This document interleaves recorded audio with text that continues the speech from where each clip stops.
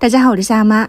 今天又腌了一点酱黄瓜，我觉得冬天吃火锅或者是做炖菜的时候就少不了这种腌菜，你们也可以去试一下。这个做法真的很简单很简单。你把黄瓜清洗干净，去掉头尾，切成4段，就像这样子。你如果是想要腌的久一点，就像这样子去腌。你不想的话呢，你就给它切成4瓣，然后再准备一点小米辣，增加一点辣味，少量的食用盐，给它翻拌均匀。我这里是6根黄瓜，3斤左右，你放上10多克的盐就可以了，或者是用粗盐去腌就没那么咸。上面压上重物，压1个晚上，第2天黄瓜就会压出很多水分。这种压出水分的黄瓜吃起来是有嚼劲、脆口的。如果觉得咸的话呢，你就过一遍凉白开，或者是饮用水冲洗干净，再捞出来。我是分成了2份，2份里面都放上一点蒜片，然后还有干辣椒跟花椒。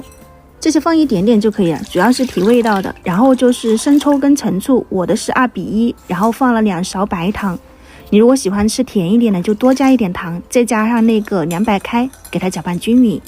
调配酱汁就是这样子的，你在这一步是可以调味道的。你觉得就是不够酸，你就多加点醋，或者喜欢吃甜的，你就多放一点糖，一定是要符合自己喜欢的口味才可以哈。